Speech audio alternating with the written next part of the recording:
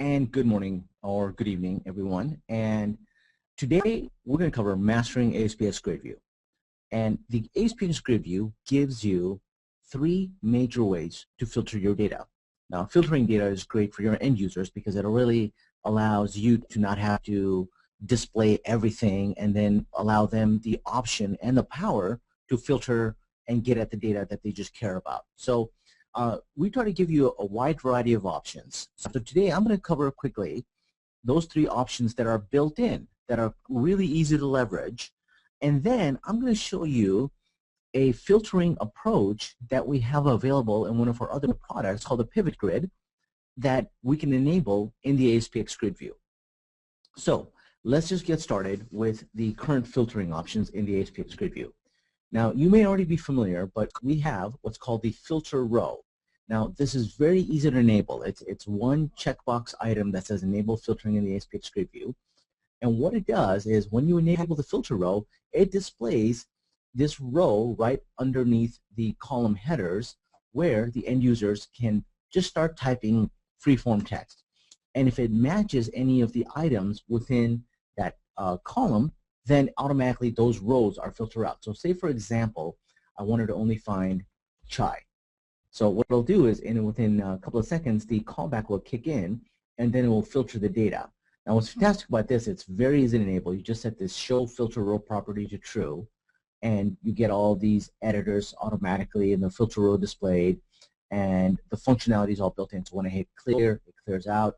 And it's smart enough to know that if you needed to display a certain type of editor, for example, this is a true Boolean field, it's only going to show those items. And you can even customize this field as well. Now, the filter row is very good. I like it myself, but there are some better options. For example, header filter is good as well. It's not my favorite filtering feature, but I'm going to get to that. So the header filter is very good because it gives you, it gives your end users a way to filter by unique values. So for example, let's say I wanted to get at all the island trading companies here, right? Well, there's several of them, and rather than me typing this in, what I'd rather do is simply figure out that, okay, the island trading is the one that I want, and I'll simply scroll down to island trading, select that, and it will filter out for only that company name. Now I can go and further filter it because I've already filtered by the company and keep filtering down. As you can see, it's a very nice feature because you don't have to type anything in. It's all mouse generated, which is very nice, so it's hard to get wrong, right? So I like this approach very much, but my favorite filtering option is definitely the filter control. This allows your end users the power to really create a very customized filter query using common English terms with a great UI. So the filter control is built into the ASP.NET GridView. However, you can also use it outside of the ASP.NET GridView. But what it essentially does is when you click on this, it adds, first of all, a line to the footer when you actually add a filter on there. Now, if you don't add it on there, it'll simply just show nothing, and you can say add filter. So when you click on it, what happens is a dialog pops up in modal form. So as you can see, everything else is not clickable until this pop-up is addressed. And this is great because what this now allows them to do is say, okay, based on columns within this grid that's being displayed, I want to filter the data. So here I've said quantity, and I've selected the operation, so the condition I should say, and here the condition says is greater than, but I can easily change it to is between. So when I select is between, this filter builder is smart enough to know that it requires two values, and so it adds these values for us. And it's also smart enough to know that quantity is a numeric field, and so I mean I can add these items in there, but it'll give me an error, so I can simply just put in like certain values, let's say between 100 and 1,000. Now I can further go on and add another item, so I can even say, well, quantity, but I also want to specify country equals. Now, as you can see, the editor once again changed because country is a combo box of items, a list of items that we've specified.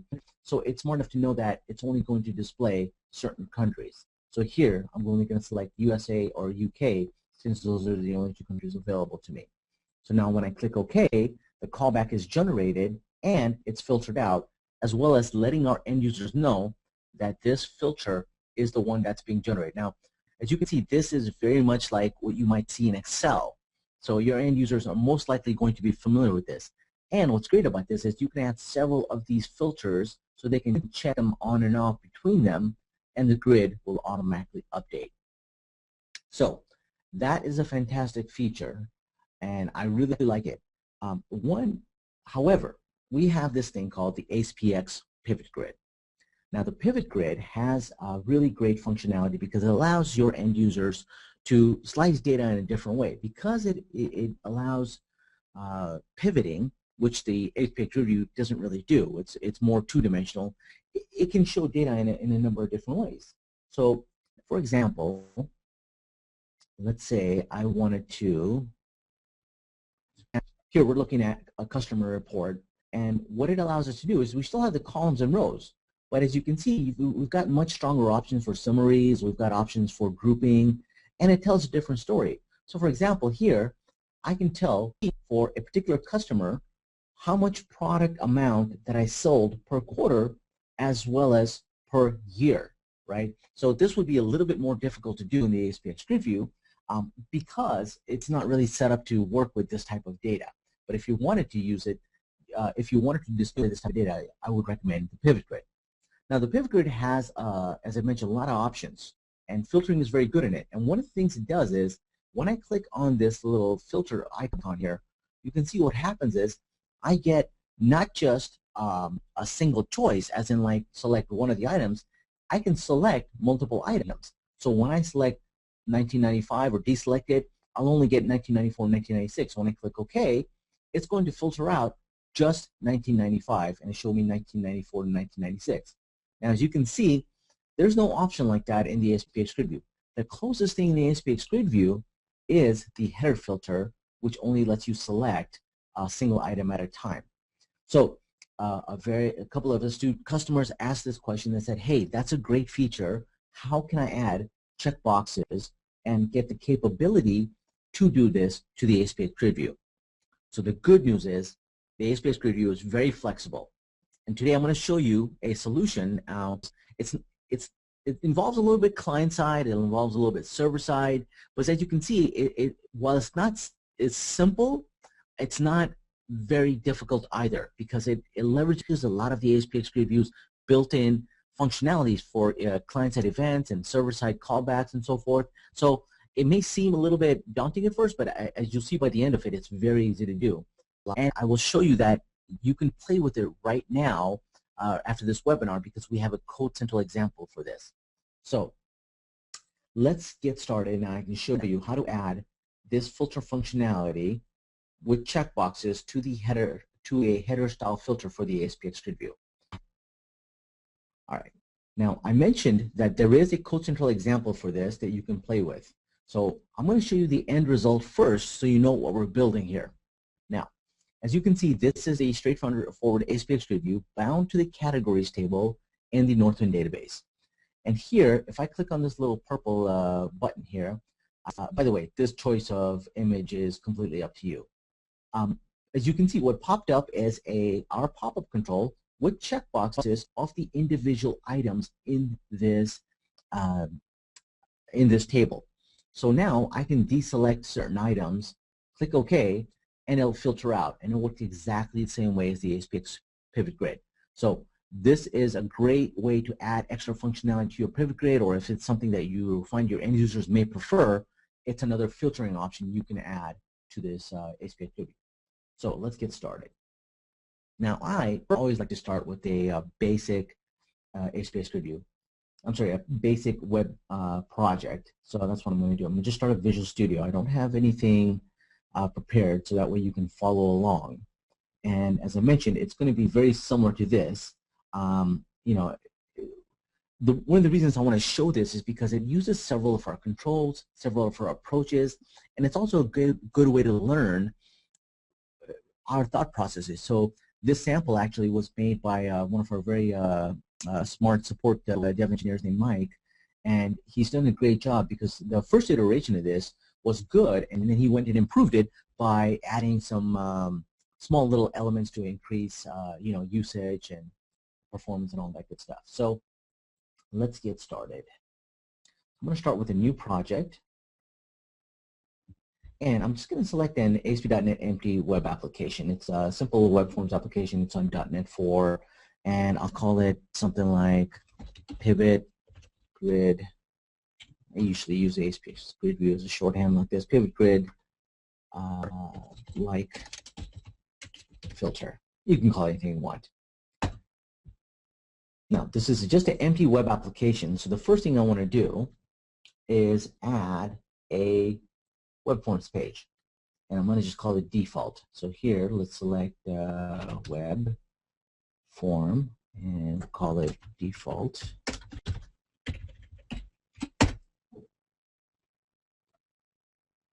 Now, before I add something to it, I'm going to need data. So let's go and get some data. I'm going to add an ASP.NET folder to hold my data.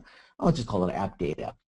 I'll right-click on app data. I'll select add existing item, which is kind of weird that they call it that, because what actually happens is it's going to copy the item into this folder. So sometimes we always wonder, is it going to move it over? It's not. It's just going to copy it into our folder, which is what we want to do. So in my projects folder, I've used Northwind a lot. So I'm just going to search for an MDB, and it should show me all the MDB files, and I'm fine with this Northwind. And like I said, it doesn't matter which one I select, because it's going to just make a copy of this into my local app data folder. So now we have our data source, and we need an ASP.NET GridView. So let's go add that. So first thing I'm going to do is I'm going to go to the toolbox, and under DevExpress 11.1, under the data category, we should see the ASP.NET GridView. So while that's loading up, let's just see.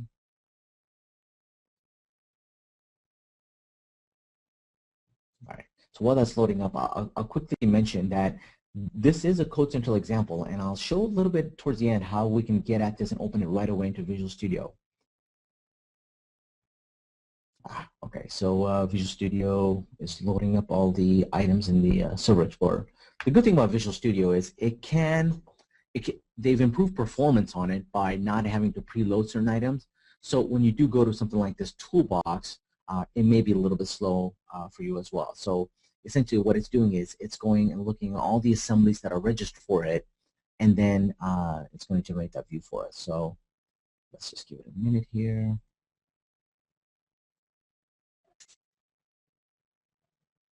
Oh, by the way, if you have any questions during this, please feel free to ask. We've got some smart DevExpress engineers on this webinar. They'll be happy to help answer anything. Okay, so I'm going to take one while I'm waiting for this Visual Studio to come up. I might just have to kill it and restart it. Jerry asked, is this possible for MVC? You know, Jerry, I'm not sure. Okay, theoretically, I'm going to say yes, it's possible. We don't have a sample for it right now, I believe. So I'm going to say it's most likely possible, because what essentially is happening is we are simply adding to the header template and generating the pop-up, which is also available for MVC. So you know what, I will ping Mike and see if him or Vest, who are some excellent support engineers, if they have any option to create an MVC version of this. All right, so we've got our toolbox now, and I said if you go to, now don't get too excited, because I do have a preview build of 11.2, but it's not very stable right now because it's still very early in the development cycle. So I'll show the 11.1 version. So DX 11.1 data has the ASP.NET GridView. I'll double click on that. What I'll do is add an instance to my web designer. And as usual, what I'll do is the web config will get updated to add our ASPX HTTP handler, which does a lot of things for performance and so forth. And it also adds references to our project.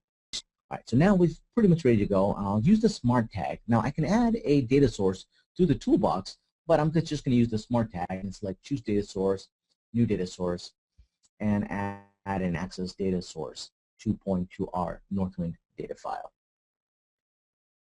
So Visual Studio should be generating that for us here, and I'll just leave it called Access Data Source 1. I don't plan on having more than one. I'll select App Data, Northwind MDB. And I'm just going to, I'll keep the categories file. I really only care about 3 fields: category ID, name, and description. I'm not going to be editing it, so I won't enable any of the editing options. For example, the generate, insert, update, or delete statements. I would need those if I was planning to edit any of the items. So quickly test it. Yep, that's the data I want to show. I click Finish. And now the ASPX GridView is bound. And as I mentioned, I can do something like this where I enable filtering, which gives me the header row. But I don't want to do that because I want to add my own custom filter to this header template. So the first thing is I always like to do is make sure our assumptions are correct. So at this point, I'm just going to test it really quickly by just running it. I mean, we haven't done anything major or complicated, so it's easy enough to test and make sure that our GridView does display the categories table. So I can close this.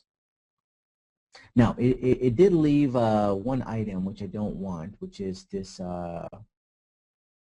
the extra column there, so I'll get rid of that. And now, as I mentioned, I do want to show a item within this within the header. So let's go back and show this within the header of the the column header of the ASPX GridView. So to do that, we're going to be editing a template. Now, to get at the templates, it's really easy. You click on the Smart tag, and I believe you can go through the properties as well. I just prefer the Smart tag because you can click on this Edit Templates.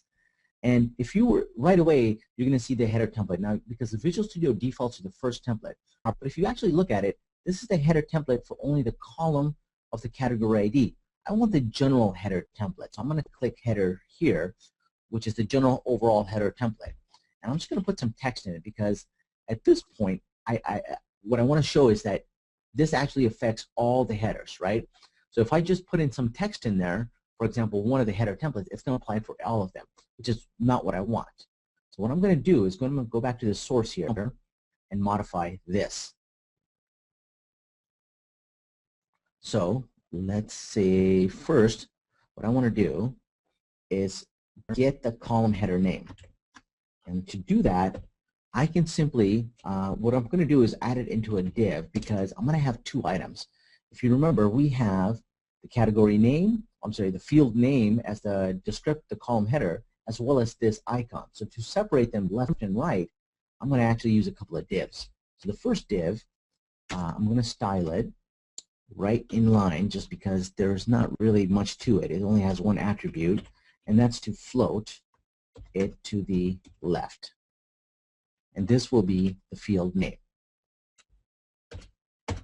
And now, inside of it, I'm simply going to use the eval statement from Visual Studio to eval an item we already have within the ASPX GridView, which is the field name.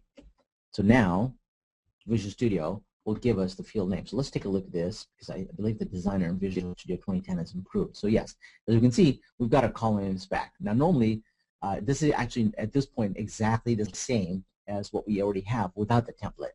So now what we want to do is add the image. So here, I'm going to do the same thing again, add another div. I'm going to style it, and we'll float it to the right side. And it's important to add this semicolon if you remember your best practices for CSS. So here I need an image. Now what we actually have is this image. You know what, I'm going to cheat a little bit, and actually let's see, maybe I can, yes, I can just save the image. You can choose any image. At this point, I don't think this is, I think we probably reused this image from one of our other libraries or something. But if you find that there's another filter image that you prefer to use, you can use that as well. So in fact, if I wanted to, and I'll show you this in a minute, let me save this to the projects, filter grid. I'll save it in the default folder for now. But let's say I wanted to use this little filter icon. If you'd rather do that, then you can do that as well. As you can see, it might be a little bit more tough to get at that for now, but I believe I'll show you at the end. There is another icon that we're including with this, and for now I'm just going to use this one though. So what I want to do though is I want to have a folder to hold my images. So I'm going to right click here, add a folder. I'll just add a new folder and I'll call it images. Now I'm going to show in the solution I can show all files. So this shows us all the files in there, and there's my key.bmp, which I want to include in the project, and I want to move it into the images folder, just so I have good separation. Now the bin and the object, those are automatically generated, so we don't want to look at those all the time. So now I have the image that I want to display inside of this div. I can simply drag it in here. Visual Studio will create the tag for me, and that's essentially what I want to do. So let's just make sure our assumptions are correct at this point. I'll save this and quickly run this and make sure I've got the look I want. And yep, so at this point I've got it close to how I want it to look. But if I click on it, all it's doing right now is just doing a sort, because it's just click on the column, right? It's not actually reacting to this image click. So that's the next thing I want to tackle. I want to make sure that it reacts to that column click. Now to do that, what I'm going to do is override the onClick for this image. So I can simply say onClick, which is a default client-side event of the image tag, and I'm going to say I'm going to add an event to this. Now the event is going to react to that onClick, and I'm simply going to call it on column click, and I'm going to pass it a couple of values, and I'll explain that. So let's call this on column click. Now I'm going to pass it a couple of values.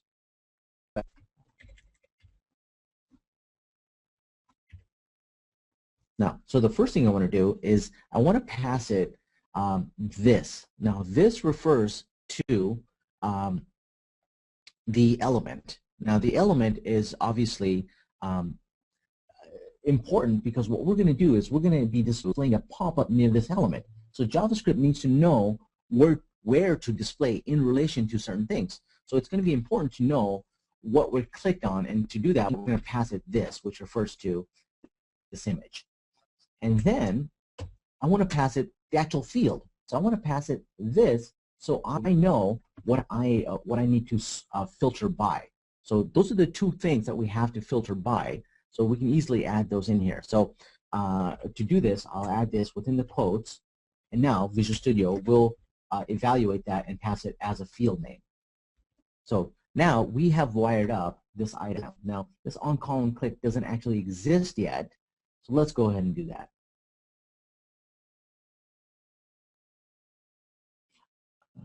Oh yes, by the way, it's important because this is JavaScript. It's important to get our, it's very easy, and I do this all the time, so a good tip to remember is always remember your semicolons. It's important in CSS and it's important in JavaScript. So let's make sure we add that. And this is on, because we're defining this as a, we're making a call to this function, right, and we're passing a couple of variables, it is important to call this because it is a call. We're not actually defining the function. We're actually going to define the function now, so let's go ahead and do that. And we'll add this to the head section, and we'll call it script, and we'll set the type equal to JavaScript. And now I can go ahead and define our function, and it'll be called on column click, and we've passed two items within it. The first was the element, and that's the item to call this that we passed in there, and the second is the field name. Now these are just random names that I chose, but they're descriptive enough to let me know, so I know what exactly is being passed in, which is useful.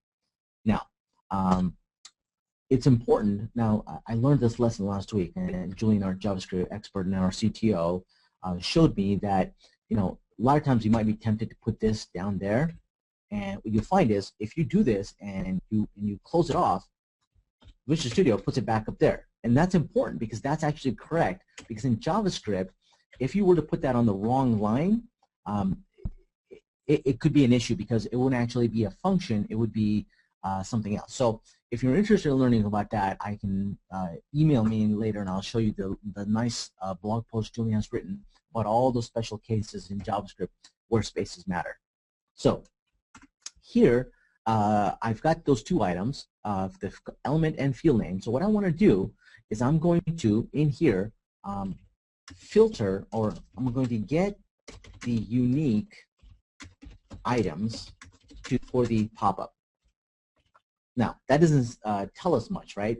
So what does that exactly mean? Well, in the pop-up, I need to go back to the database, figure out which of these unique items, let's say cheeses was in there more than once. Well, I don't want to go and get only those items that are unique per column, per column. So what we're going to do is we're going to use a callback of the pop-up. Now, you might be wondering, well, you actually haven't added a pop-up at this point, and that's correct. So let's go ahead and add that. So now I'm going to go back to our toolbox, and in the navigation and layout tab, we'll see the pop-up control. Now here, this pop-up control is it doesn't actually, you won't actually see it until we go ahead and call it to actually be displayed. So before we do that, let's first set it up. And to do that, I'm going to add this to here so you can see it better. Now, let's go ahead and just set up a few options of our pop-up control. The first thing is I don't need to show the header. I'm going to show the footer because I'm going to show, I'm going to allow it to be resized. And so this way, the image for the resize icon will be displayed. So for example, if you see here, if you see here, we've got this little image here that lets the end user know that this is resizable. So I want to do that, but I don't want this footer text, so let's remove the footer text and just leave it empty. Now, the next thing is I want to set up the height, width, minimum height, and all that good stuff. So let's go ahead up to here, the layout. I'm going to set the height to, let's set it to 120. Actually, no, let's set it a little bit bigger. Let's go 250. Look, I think we have more columns to display, so we'll set it to 250. And we'll set the width to about 200 pixels. And I want to set a minimum so they don't minimize it too much, right? And this is a great new feature we've added in the last release in 11.1 that allows you to set minimums for this control. So the minimum height, let's call it 70 pixels. And the minimum width is going to be, let's see, 50? No, let's say, I'm sorry, 70 as well. You can use anything, so height and width, I'll just call it 50 by 50 so they get the idea that it's going to be a small square. Now the render mode is also a fantastic thing. So because this pop-up is a very simple pop-up, I don't really need it to do much. So I'm going to use the new rendering mode, which is more performant, which is lightweight. And this is another thing we've added recently. So that gives me the option to have a very fast and small light pop-up. Now, and I'm also going to use scroll bars because let's say if the user minimizes too much, they won't know that there's more items to scroll down on. So I'm going to use a vertical scroll bar for this pop-up. Next, let's allow resizing. So let's go up, and I believe it is under behavior, and we'll set resizing to true. And finally, I know I'm going to be doing some client-side stuff to this, so I'm going to give it a client instance name. And I will call this, let's just say pop-up or something.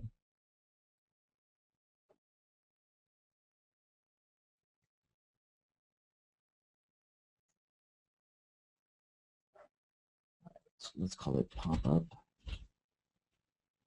And the default name actually isn't very great either, so let's just call this a little bit, I'll call it, oops.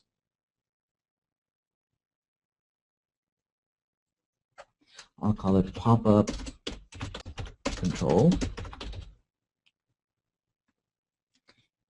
And finally, so I have essentially the pop-up the way I want it to look, and now I can even call it from this image icon, so on its click that says popup.show, and I know where to show it because I have the element, I can show it as well. But before I do that, I actually want to have something to display in here. Now, let's do that. So I'm going to show you a control which you probably are not very familiar with, and it's called the ASPX panel. And the ASPX panel is a control, which is great. So when I double click on it, it added it within the template of our pop-up, because that's where I left the cursor. But this panel is great when you want to have several items that are going to be dynamically generated. And in this case, we are going to dynamically generate a bunch of checkboxes that are going to get created and put in here based on those unique items within the column. So the panel is going to be great for this. Now, besides the panel, I also want to add a few buttons in here. So to do that, I'm going to use a little table. Now, to save us time, I've got a little table created, and I'll show you this. Now, by the way, if you ever get irked and you're really a stickler for having Visual Studio lay this out properly, hold down Control K and hit Control K and Control D, and Visual Studio will reformat this text for you. So, as I mentioned, I want below the panel some buttons, and I've used a table. All it does, it's separated into thirds, and within there is a button called OK, Cancel, and Clear. And all it has done, they're simple HPX buttons. The only thing I've done is unique is, besides give it IDs and text, is set the auto post back to false, meaning that they're going to act like client-side buttons. So now, if we go and look at it, essentially it's just a table with 3 columns where I've got 3 equal-sized buttons called OK, Cancel, and Clear, but they don't actually do anything yet because I don't have defined any actions for it. But I've got the look, in essence, of what I want it to do. So now, the next thing is we actually want to add something in there. We want to be able to dynamically generate that. So to do that, we're going to need to define a couple of events. Now, so we have our pop-up. Now, as you saw earlier, I mentioned that this column, on column click, when I click on that image, it needs to go and get those unique items. Well, the pop-up is going to do this. And the way the pop-up is going to do this is using, oops, click on the pop-up here, so we have the pop-up control. It's using a special event called window callback. Now, the window callback, in essence, I'm going to override it, which will drop me into Visual Studio, the override event here, which allows us, that says, okay, it's going to do a callback on the window of the pop-up. Now, there's only one window, but I can define multiple windows in the pop-up, but in this instance, we only have one window. So, and by the way, if you're curious about that window feature, just take a look at our ASP experience under demos, and you can see that you can have multiple windows within the pop-up, and you can switch between them if you don't want to have multiple pop-up controls being displayed. So it's a slick little feature. So now, inside of here, I want to define some code that says, hey, I have to go and get it from the database. So the first thing I want to do is get a reference to this source. Now, this source is the pop-up control, so I'm simply going to create a variable called ASPX pop-up control. Now, it doesn't recognize it yet because I don't have a using statement to it defined. So if you go back here, and you can see there's a little icon under the A, and if you hit Control period, Visual Studio will give us that using thing, and now it added the DevExpress web.popup control item that we need in there, so it recognizes what this the class is. And I'll just simply call this PC for pop-up control. And we're going to need to typecast it to call it ASPX pop-up control. And this is the source. So now we have a link to the pop-up control that is being called. So the next thing I want to do is we are actually going to be passing in something into this callback. And what we're going to need is a field name. So I'm going to create a variable for that called field name. And this is going to be passed in via the parameter.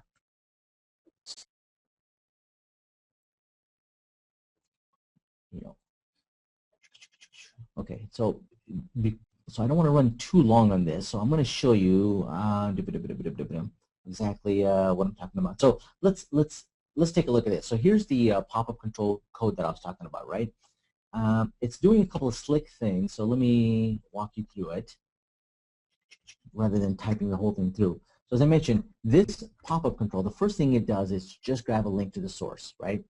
Then we've got this parameter that we're passing in, or we will be passing in from the client side, which we're going to grab.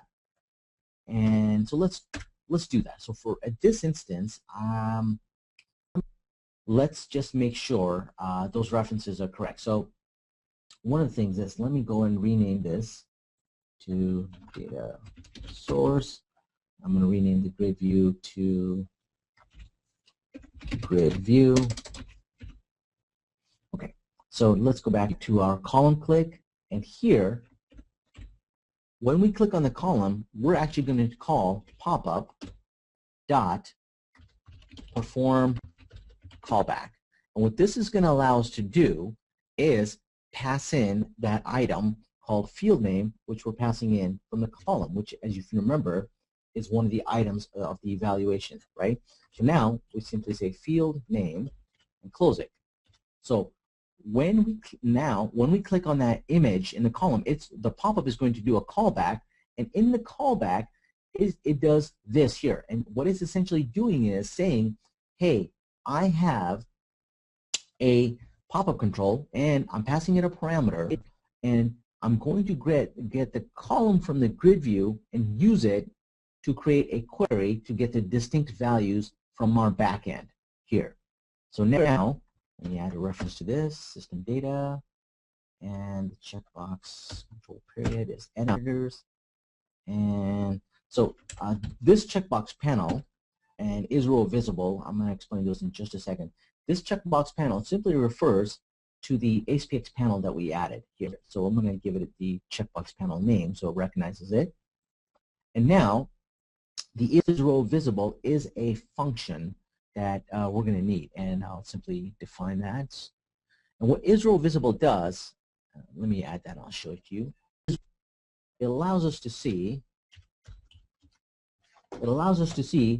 essentially if a row is visible, and we have a way to do that by saying by checking to see if the field that we're passing in is within the visible row count. And if it is, we send back true. Otherwise, we send false. So what we're essentially doing, when I get to that in just a second, is we're grabbing the distinct values. Then we're looping through those distinct values from our backend that tells us, hey, here's the different, let's say, categories. And going through those, creating a checkbox control, giving a client instance name of CB underscore, the name of the field, and then checking to make sure that if it has been checked, if the checkbox is checked, then whether it should be checked or not, right? So this helps us remember. This helps us loop through those items and check which of them are checked. So on the callback when it regenerates. So essentially, and this will become clear in just a minute. And finally, what we're doing is we're using a special property called JS properties. What this allows us to do is really kind of slick. This allows us to create our own client instance property. So there is no checkbox count for the pop-up control, but we're creating it. So dynamically, this is creating a new client instance property and adding it so we can refer to it on the client side. So now, let's go back and see what's happening. Here, when I click on the image, on column click, it's going to run. Now, if I've done everything right, I should be able to at least get a pop-up that shows me the list of items. Okay, so the first thing is, it says the grid view is referring to something called access data source 1. Now, this is where you have to be careful, because what I did was I changed the name of my data source, but I didn't update my grid view. So I changed the data, my access data source to data source, but the SPH grid view was still looking for access data source 1. So I can update this, save it, and now let's run it. So now when I click on this image, it should go and do a pop-up. Now you might be wondering, well, what's happening here? Well, let's take a look exactly what's happening, because we don't actually see a pop-up. And that's actually the correct behavior, because I didn't actually tell it to pop up anywhere. All I did was I told it to go and perform a callback, and it's actually populating the pop-up in the back end, but we're not actually displaying it. So what I want to do is when this pop-up, after it's done with this callback, I want it to display itself. So what we're going to do is add a client instant, a client-side event of the pop-up that says when it's done with the pop-up, go ahead and display itself. So I'm going to override the end callback that says when the callback is done. It's got two parameters: S for sender, E for event args, and S refers to the pop-up. So I'm just simply going to say S dot and call it show it element. Oops. You know what? Rather than add it right to this event body handler, which will add it to the pop-up, let's do this. Let's create another function so that we can keep our JavaScript together. And I'll call this on end callback, or more appropriately, on pop-up and callback. And I'm not going to give it any parameters or any of this stuff, because what this is doing is it's saying, hey, simply call this function. So let's go ahead and create an item for this. Now, but you did remember that, like this one, it has the two parameters which we're going to add as well. Now I can go back to our source. As you can see, the event it's going to look for end pop-up callback, and we're simply going to delegate it to this function here called end pop-up callback. Make sure we get our two parameters in here. So now here I can say s dot show at element. Now I'm saying show at element, so obviously I need to be passing it some element. Now I don't know which element it is, so I'm gonna need this element from this column click. Now to do that, I'm just going to use a little variable that holds this value, and I'm going to call it pop-up element. Set it to null initially. I'm also going to need the field, so I'll call this, set it to empty. And so every time the column gets clicked, this will dynamically set those elements. So pop-up element, I'm going to set it to the element that gets passed in, so I can reuse it later. And field, I'm going to set it to field name, so I can reuse it later as well. So now, this show at element, I can simply say pop-up element, and it will display the element that I need. So let's make sure this is working the way we expect. We've got a callback, and when it's done with the callback, it should display. So now when I click it, we get the ASPX panel, which is dynamically generating these items and displaying the pop-up for us when the callback is done. So for each column, it dynamically regenerates those items. And as you can see, all we've done is simply a little bit of JavaScript, a little bit of server-side code to get those unique values. Now, at this point, if I deselect one of these two items, click OK, nothing happens because I haven't actually done anything to tell the ASPX GridView, to tell this pop-up to react to these buttons, right? Not even the cancel or the clear. So let's go and do that now. So to do that, I'm going to define them a client-side event.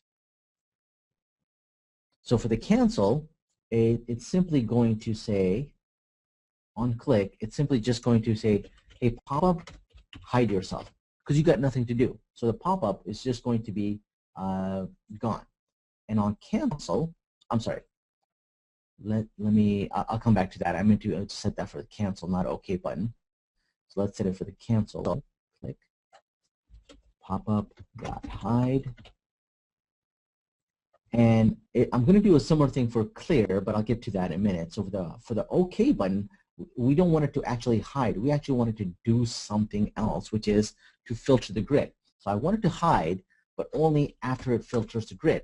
So I'm going to put a placeholder called filter grid, which is a function that we haven't defined yet. So this is what we need to define. So let's go ahead and do that now. I'll hit Control K and D.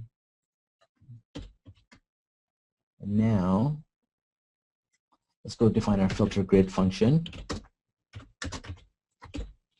Now the filter grid function is going to need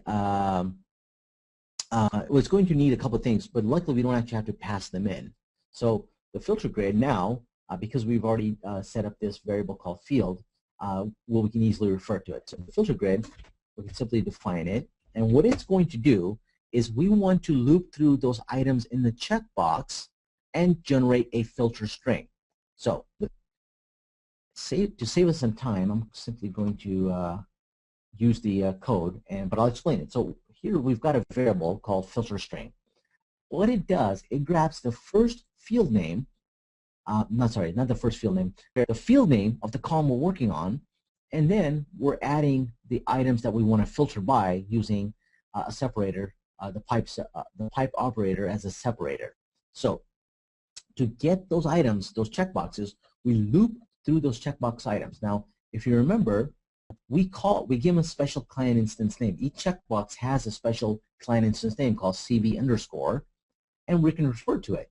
So, if you also remember, this client instance property didn't exist. That was something we added, so we can loop through those checkbox items that we're dynamically generating. So it's kind of really a slick approach that says, hey, dynamically generate them, and then have a way to go through those items. So now we're going to loop through those items, find them, make sure they have a name, and if those items are checked, right? Now if you remember, we're setting the check property if those items are visible, and if those items are checked, we're going to add them as part of the filter string. And if something goes wrong, well, we're simply going to catch it. Now this isn't the best approach, but it's 99% of the cases we're not going to have an issue because all of this is sort of predefined.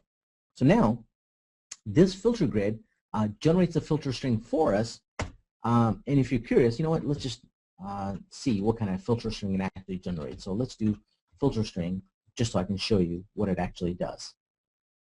So let's run this.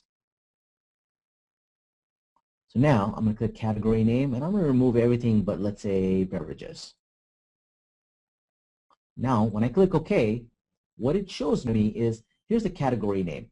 That's important because I got to know what to filter by, and this is the column I want to filter by, and this is the rest of the filter string. So as you can see, we've got a slick little way that we can pass this in to the ASPX GridView.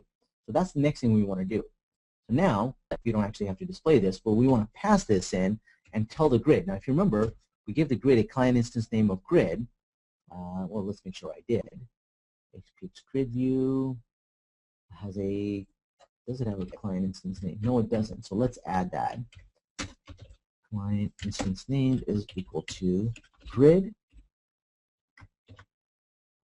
and now we can refer to it, grid dot, it's going to perform a callback. Now, for the grid to be able to perform a callback, we also have to override and define that function on the server side. But at least for now, we can pass in the parameters to it. So now the grid view is going to perform a callback just like the pop-up is doing, and actually filter the grid for us. So let's make sure that we have that defined. Now I don't need to keep switching between the design view and source view, because you can see the properties dialog updates based on where which control I click on. So if I go to the data source or the grid view, so now I'll go to the events, and I'm going to define a custom callback. I'll double click that, and now within the custom callback, I can tell it that I want to filter by that. So once again, just to save us a little time, I will add the code. Now what this code here is doing is simply saying, hey, get a reference to the grid view, and if we are sending it, it has a couple of items. It has the object, which is the sender, which is the grid view in this case, and this custom callback event args. Now if you remember, for us, it's this filter string. So we're going to take this filter string. Now the first thing it does is says, hey, if the filter string, if the parameter is set as clear, now you might be wondering, when are we going to do that? Well, I'll explain that in just a minute. But if it is clear, then just clear it out and return, exit out of this event. However, if it is not, if it's actually a filter string, then we're going to parse it. So if you remember, we use the pipe operator, and we can simply call the e.parameters, which is a string, and call the split function on it and tell it, hey, split using this piping operator. And we know the very first item within the string array is the actual column name that we want to filter by. So we grab that as a field name, and then the next thing we do is we generate our actual filter string. And to do that, we say, hey, start from the first value, not the 0 value, because you know arrays are usually 0 based, but we know the 0 item is actually the field name. It's not the actual number of filters, filter items. And then we essentially loop through them, create a string of list items, and because this string of list is what's going to be passed into this GridView's filter expression. That's what it takes as an operator. And so what's slick about this, you can dynamically generate the filtered list yourself as well, passing in any string, generating this list of string as values, and simply adding those values. So here, now I'm simply doing making sure that it's calling a trim on it to get rid of any extra white spaces, and setting the filter expression of the GridView so that it generates this operator that says, hey, using the field name and these values, please filter for us. And it does its magic behind the scenes to filter automatically using a callback and updating the grid. Now, when I hit control space, make sure we're calling the DevExpress data filtering item, and let's make sure everything works accordingly. So now, let's make sure we can test it up to this point. Now, when I click this, and let's say I get rid of everything but 1, 7, and 8, I click OK, I get those values. Now, if I click cancel, it gets rid of the pop-up. If I hit clear, it does nothing. So let's go and define our final operation, which is to, if the end user clicks clear, we get rid of those items.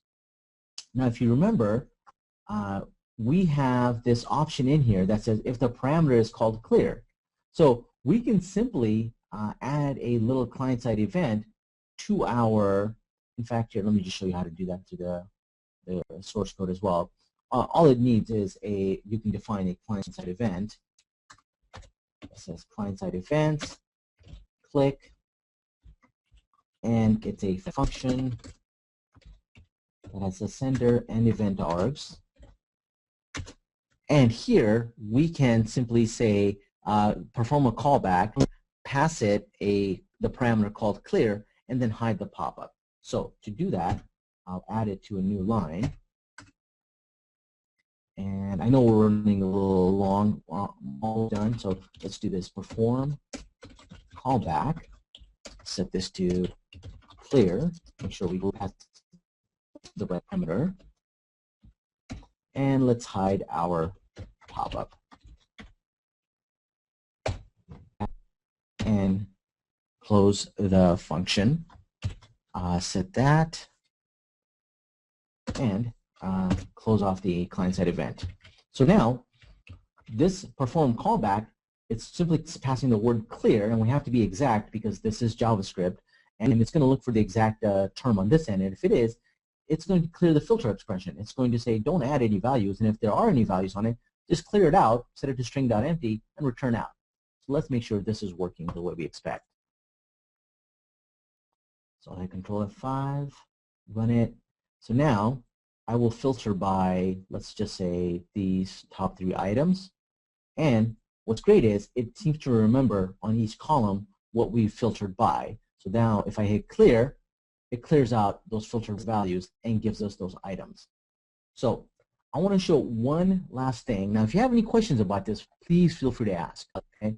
I'm going to show one last thing, which is I did mention that you can, everything I showed today might seem complicated, but my goal in showing you today was, A, JavaScript is not that bad. The ASPX GridView's client-side API is fantastic. It's well documented. In fact, any of those items that I showed you that you're curious about, you can always go to search or help.devexpress.com. Help is our documentation. Search actually indexes help and a lot of our other properties. But let's say I wanted to figure out the client-side API for the pop-up. I would do ASPX client pop-up control, and it would find the exact help file. So if I want to look up its members, I'll click on ASPX client members, and here we can see all the different things. So I used items like get text or set with. If you remember, we actually used its end callback event, and here I can see that, hey, the end callback event, what exactly it does, what event args it passes, and so forth. Now, I'm not going to post this sample because it's already on Code Central, which is even better. Because what Code Central does is tells you exactly which supported versions this particular client uses. Now, the previous version actually worked with our older ones. But I kind of like what Mike, the creator of this sample, did, which is essentially he said, let's use some of the newer things that we've introduced, because they're advantage. It's an advantage to you because we've got the new render mode, the new minimum width, maximum width, minimum width, minimum height properties of the pop-up control and so forth, and a couple of other little things. So he goes on to describe them in here. So this one, is compatible, but if you'll notice that if you switch the older version, it doesn't use all the exact same code. So I recommend using this version for 11.1 and forward. So you have your choice of programming languages as well between C# and VB.NET.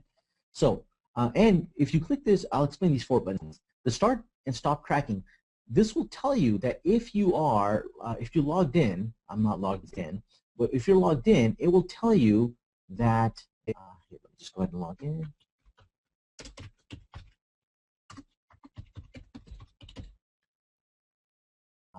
If you're logged in, it will send you updates whenever this example gets updated. So you can say, oh, let me go see what happened to it, or if there's a better approach. Let's say later on down the line we introduce a new feature and we think that there's a way to do this easier. Well, you'll get a notification if you are tracking this. Now, download example, I'll cover that in a minute. View online allows you to see this example right online to see how it works. So for example, you can see here, if I select these, I get the scroll bar. If I make it bigger, the scroll bar is not necessary, and so forth. So view online is just a way to see it. Example runner, this button refers to a little application that gets installed. Now, if you've never installed example runner, I definitely recommend installing it. So the first time, it'll tell you, hey, download the example runner. What it'll do is it'll download this little exe, and all you do is run it. Now, I'm going to say yes. So let me close Visual Studio. And this little setup, it's a very small file. It's just going to ask for the location, if you want a little desktop icon. None of that is really necessary. And the first time, it's going to run the example runner configuration. So let me just show you that. So the first thing it asks you is where you want to show those samples. Now, I've got them in a folder called DX samples in my documents. You can put them anywhere you'd like. You can put them in your Visual Studio projects or C: projects. And the next thing is, if you have multiple versions of Visual Studio installed, pick the preferred one that you want to open that sample in. I recommend Visual Studio 2010. It's got some improvements and so forth, but we do support older versions of Visual Studio. So now I simply click OK. Now this system and this browser knows that when I click this download example on any Code Central example, it's going to download this little file called DX sample. And when I click on this DX sample locally, what it does, it goes and figure out what version of DevExpress I have installed. Let's say I have 11.1.7 versus 11.1.6. It will upgrade it for me. And now this website was created with Visual Studio 2.0, but I can easily use .NET 4.0 as well. We do Visual Studio we do .NET 2.0 because we have to support older versions of Visual Studio, but it's fully compatible with ASP.NET 3.5, 4.0, and so forth. So what it essentially did in the background is it ran Project Converter, updated it to the latest version of Visual Studio that I've installed or previous version, and it opened it right within Visual Studio. Now, I haven't edited anything. I've got that full project right on my desktop by just clicking download, and I hit run, and I get the exact same sample that you guys saw me build without having to code it yourself. And what's great is this sample is yours locally. You can do anything you want to it. So if you want to mess around and say, hey, let me use a different image. I don't like this key image. Let me use this header filter. Let's see how that looks. Oops, didn't do that. Let's open up default. And let's change the image out. And I'll drag header filter.png here. And really all I care about is this source because I don't want to rewire up all the other items. Put that in there, save it, and let's see how this one looks. So now you can see this gives us a look closer to the pivot grid. And if you prefer to use this, you can use this, or you can use any image that you prefer. But as you can see, it's great because it allows you to play around, you get at the JavaScript code as well as the server-side code and so forth. So with that, I will stop and answer any questions that you may have.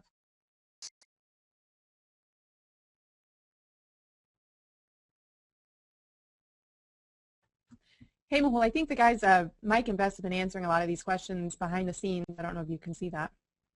Yeah, those guys are fantastic. I mean, by the way, you know, I want to mention specifically. Thank you, Jerry. I really appreciate that. That our support team is fantastic, and one of the best ways, to get the most out of the support experience is treat it like a conversation, because in in development in general, especially web development, there's always like, hey, I have this question, I don't know how to do this.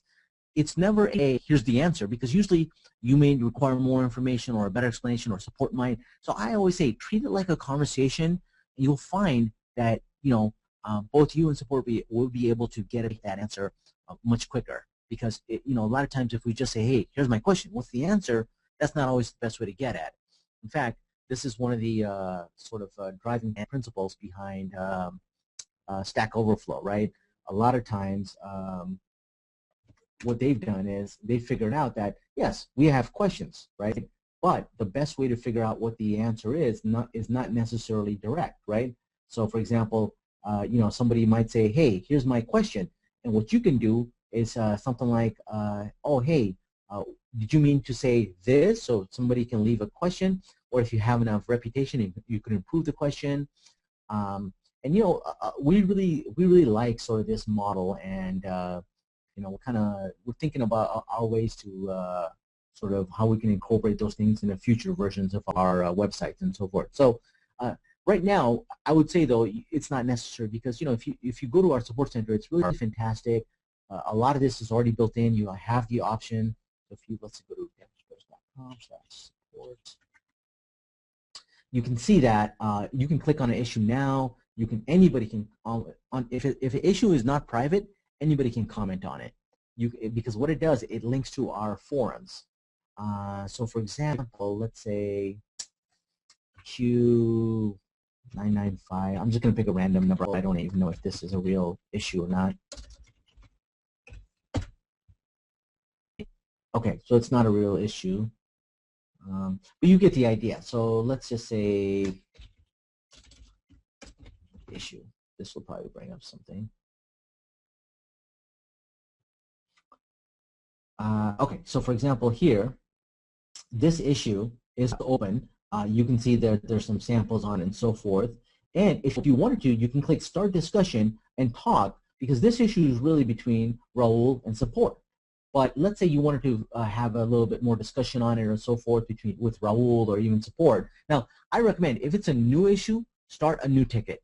But if you just want to have a conversation about it, then you can click Start Discussion and maybe offer, hey, I found a better way to do this by you doing this approach or something like that. So feel free to get involved in our forums. I highly recommend it. With that, I apologize for running over a little bit, and I thank you everyone for staying. This will be posted, and I'll post a link to this sample E214. As I mentioned, a good way, a shortcut that I always use is devexpress.com/issue equals, and even if it's a code central issue or a suggestion, anything, issue equals. When I do that, it'll redirect me to the proper URL. But I will put a link to this, so keep an eye out for it. Thank you, Manda.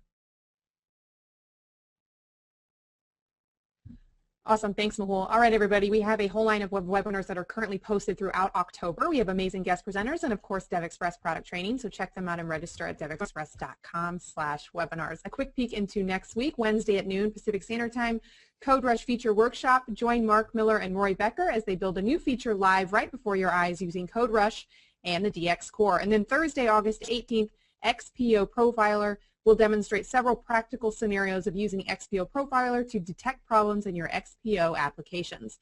Also, we're looking for your feedback. We're always looking to improve and want to target topics that our customers and the developer community are interested in.